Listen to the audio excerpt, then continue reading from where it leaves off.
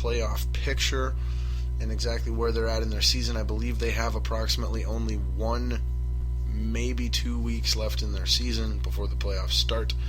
So we'll get you as caught up on that as we can. Also, a little bit of NHL news, some very disappointing, for lack of a better word right now, we'll just stick with disappointing news regarding a Minnesota Wild assistant coach. His name is Daryl Sydor. I believe it's Sydor, maybe it's Cedar.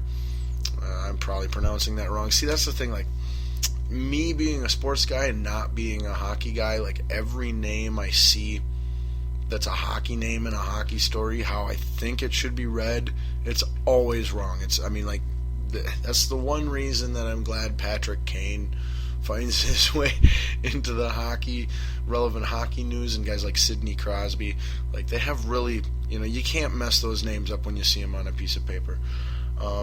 But so some very disheartening, unacceptable, I don't know if I'd say controversial, but dicey news regarding Minnesota Wild assistant coach Daryl Sider. We'll get to that in the show as well. You'll also get, we got the Little League World Series going on. Yay! Everybody loves the Little League World Series and youth baseball, youth sports in general, but especially youth baseball. That is, baseball used to be the national pastime. You know what? We'll get to that thought. We'll save that for the bit. But so we got Little League World Series that we'll be touching on, and then as well as our weekly pro wrestling, because this is a sports talk show, but it's an internet radio podcast sports talk show that's independently run by yours truly. So I incorporate the world of professional wrestling into it. As always, I feel the need to the people who go and make grand assumptions and jump to, epic conclusions, that I am in no way ever labeling, classifying, arguing, or qualifying professional wrestling as a quote-unquote sport.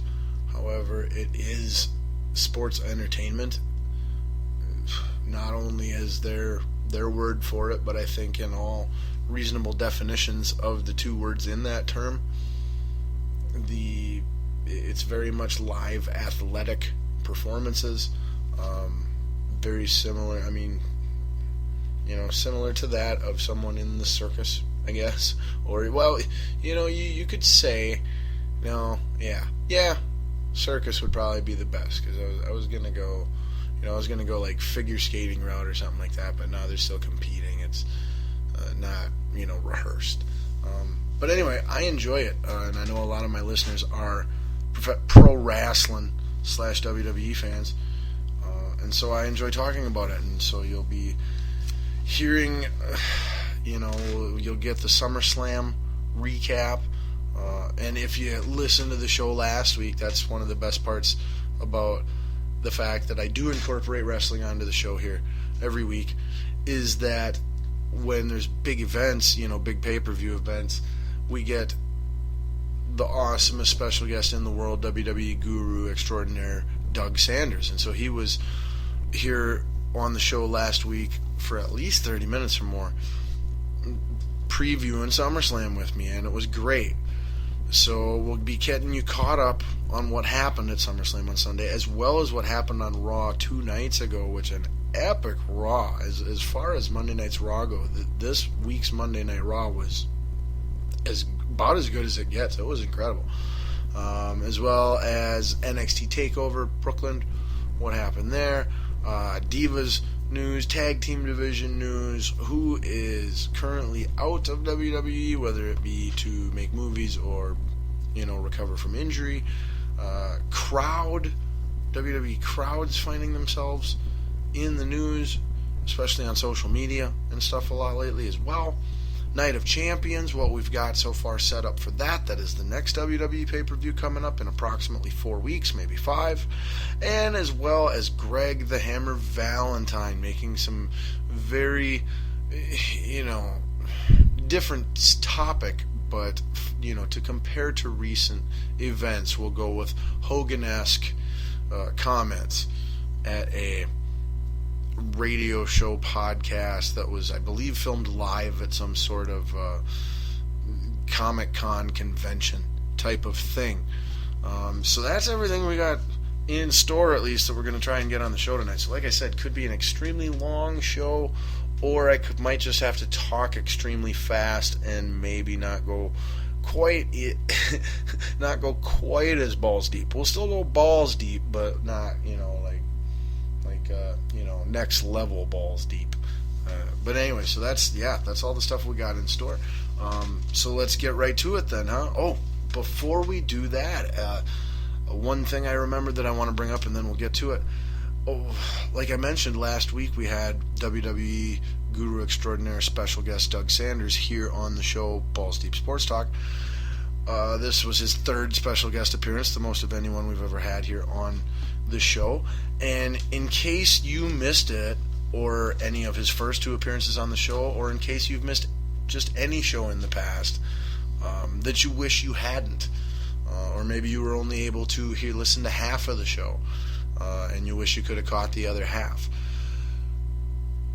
God bless modern technology and the internet. Thank you, Al Gore, for inventing the internet. We should have an Al Gore holiday, I believe, for him inventing the internet. Because think of what our lives would be like without it, and think of all the other people who have holidays. But anyway, in case you ever want to listen to an old episode of the show, you should. I can't recommend high enough downloading the free Spreaker app off of your app store on any device you choose, whether you have the Apple Store, whether you have Apple devices, or whether you are Android and have the Google Play Store. The Spreaker app is free and available on all those platforms. It's spelled Spreaker. And the show, every episode of the show is there at your fingertips. Literally access any show we've ever done, any part of any show we've ever done, in a matter of 10 seconds. 24/7, 365, 69. I don't know numbers I heard. But it's awesome. I can't recommend it enough. We're also on the TuneIn app, which is free as well, I believe, and very similar as well, I believe, to the Spreaker app. You can also enjoy the show on SoundCloud, and you can also enjoy the show on YouTube.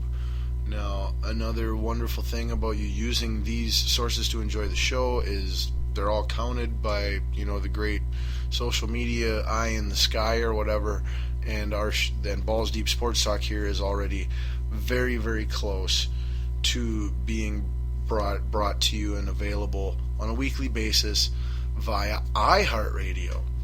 We just need to get the numbers up just a little bit more yet. So continue to spread the word about the show to anyone you know who might be interested, and continue to take advantage of these new platforms that we're being brought to you on.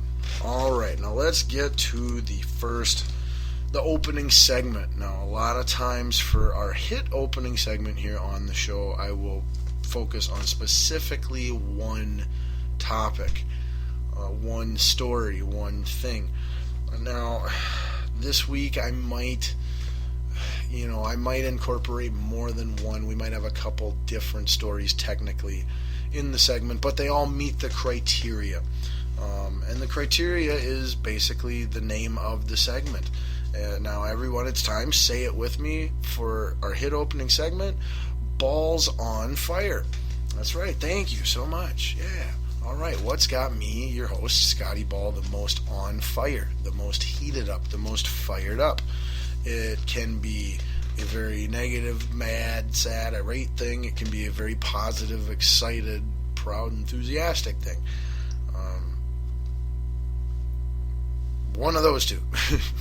Generally not in the middle. That would kind of be the opposite of on fire. But so what do we go with this week for Balls on Fire? I mentioned so many stories, so many topics, so many things to discuss, so much going on in the sports world. So I feel like I've narrowed it down to two gripes that I have, two different gripes that I'm dealing with right now in the sports world. And, and so that clearly meets the criteria for on fire. But so then any other worthy candidates that might also meet that criteria, we'll incorporate into other parts of the show, such as the meat or Balls Juice, because there's definitely a lot of juicy stories or topics to discuss. And then we'll end the show with Balls Deep Thought of the Day, flying by the seat of our pants, kind of like we always do. But so here we're going to start with my two main gripes. Alright, now the first one, as I mentioned earlier, involves the Little League World Series. Now, if you were paying attention and you heard me talking about, the fact that we're going to discuss the Little League World Series a little bit here on the show, I'm sure you didn't think that it was going to be a gripe topic, or at least I'm hoping you didn't guess that it was going to be a gripe topic. But that's exactly what I have in store, what I have planned for that topic. Alright, so we'll get that out of the way. Alright, now, to start with, okay, first off, for those of you who don't know, the Little League World Series is underway right now. We've got the United States bracket playing their games, where it's all teams from the United States that have qualified and made it up to this point, made it this far. And then on the other side, you've got all the teams from the rest of the parts of the world, the international bracket. Again, the teams who have won said tournaments to advance to this point. Now, let's get this out of the way. Okay, I have no problem whatsoever with Little League Baseball, or with the Little League World Series in general. I think it's fantastic. I am a huge advocate of youth sports, organized youth sports, whether it be individual or team-based. There is a lot of opportunity for personal growth and development far outside of the obvious developing and improving of specific athletic skills. How to work as a team, how to overcome adversity, how to push yourself. So many things. So many things. I won't even go into that. So I'm all for youth sports. I'm all for Little League Baseball, the Little League World Series. Okay, you're thinking, well then, what's the gripe? Here's my gripe with the Little League World Series. The Little League World Series is an annual thing. Obviously, they do it every year, and as it's been done for, I'm not sure how many years the Little League World Series has been going on. Somebody who wants to be my intern volunteer stat boy or stat girl should check on that and tweet it to the show or post a message on Facebook to Scotty Dashball. But for however long the Little League World Series has been around, and at least a couple decades, I want to say, it's a yearly thing, of course, but only in the last, 3 years, 5 years, somewhere in the last 5 to 10 years, someone at ESPN got the bright idea that wouldn't it be fun if they televised it? Okay,